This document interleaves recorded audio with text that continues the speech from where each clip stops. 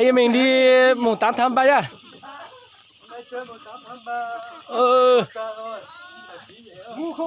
Mà một giờ mà một to tu thêm má vía mà ngàn lúc có thịt lá ôn thì có thịt trâu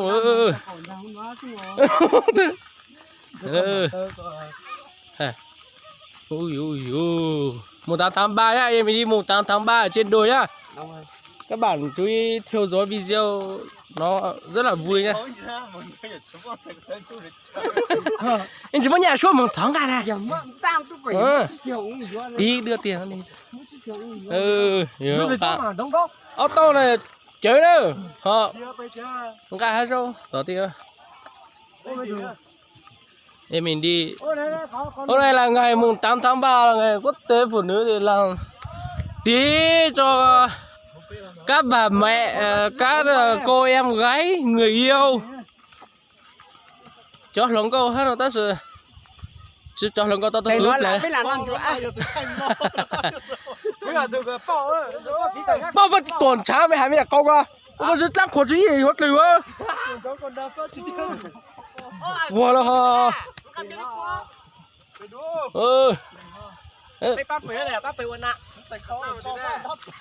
Mùng 8 tháng 3 bị trúng không? Mùng 8 tháng 3. Nhưng mà bị trúng ơi, thế này, bị trúng. Bị trúng mà nó đo trong có cửa. Dây điếu cũng mới lẻ à. Gì tao cười. Gì tao cười một chiếc tàu ấy. Ở dưới bị nó trúng đo nó trong có cửa nữa.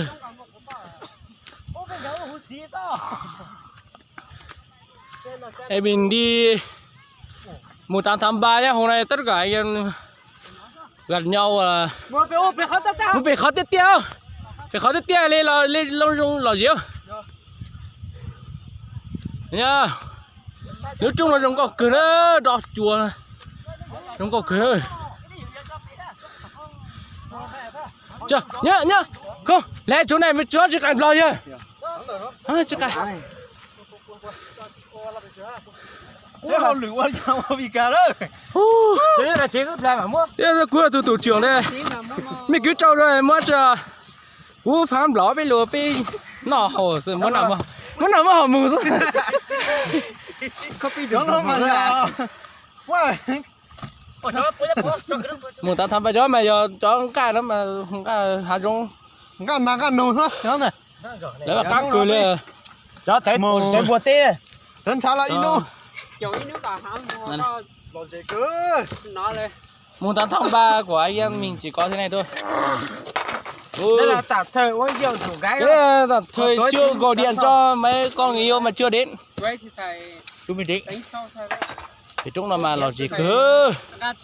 Sếp nó đâu tí rõ mông mà đi. Ra lù một tí. Ô. Thế thì rõ ba đi sợ gì.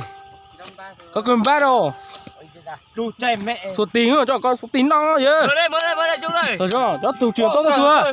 Biết bạn tổ chức tốt trò thôi này. Ôi thủ tớ nó ăn trong đó. Nó ăn được sao nó Tình hình là mùng 8 tháng 3 của anh em nhá. Tao sư phụ của ý tôi chưa? Sư phụ là play dây giờ là rồi thôi. Giờ một chút tối tôi nhớ tôi chứ. Để tôi biết mà bắt đầu chương trình mà.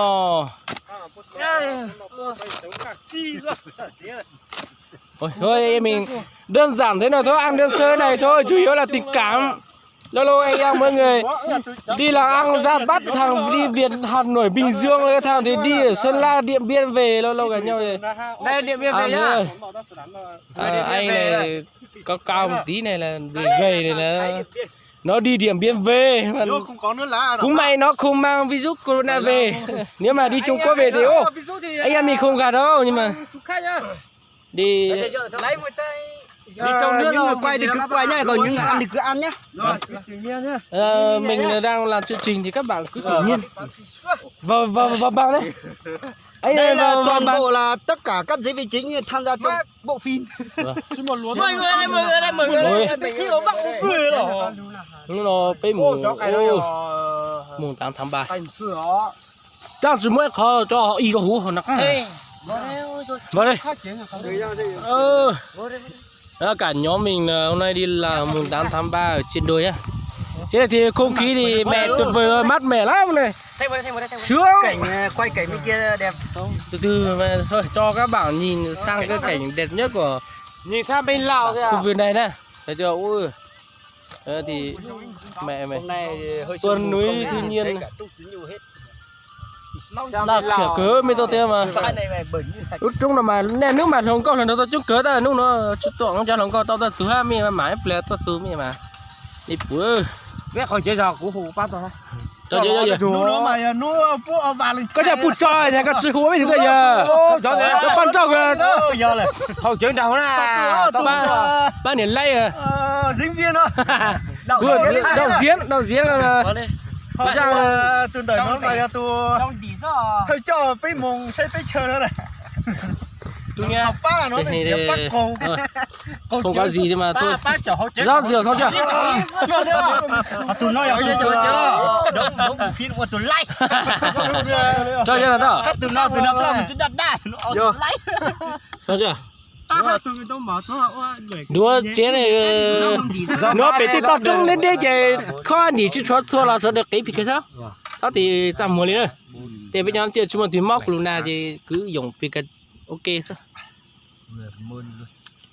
Mà đi hình này anh em mình còn thiếu thằng nào không nhỉ? Thằng chó nào không nhỉ? Chắc chắn là sẽ cho bạn gái rồi nhưng mà uống. Không nói thằng mấy thằng bạn chơi thôi. Bạn chơi thì bạn gái thì đợi một tí đã. Wow. Giấy sát xế thì vụ sau. Ui. Một tháng 3 thì còn có vụ sau. Mình còn có vụ sau. Thôi nữa đây tính sau anh em mình. Thôi chia đây. Một chút đây. Giờ cứ tiền lúc nào mùng 8 tháng 3 em mình gặp nhau thế này vui lắm rồi. Nhưng mà hôm nay là đúng ra em mình tổ chức cho phụ nữ nhưng mà thôi em mình vừa cả thì cái làng này trước đã. Tí mới làm cho phụ nữ sau. Bọn con gái thì bọn mày các tuần học sinh viên thì không ai đưa được bạn gái về thì buồn thế này. Đây, đây. Vô. Cái đấy nó có vì Không sao đâu. có vì miệt chí à. Có trời lắm mong của chứ. Có 10 tháng 9 thầu hôm bác rồi. Một chút đây. Rồi. Mùng 8 tháng 3 năm nay bây giờ mà cả qua trường con lớp câu đảng có mình nghỉ ta mình luôn lo xuống chứ gì. Một chút cơ. Một chút đây. Ít là hù long cho xuống câu được sự gì biết mà mùng ở đó nhà hàng này. Cái này là kháng sinh vừa mới chế để chống virus.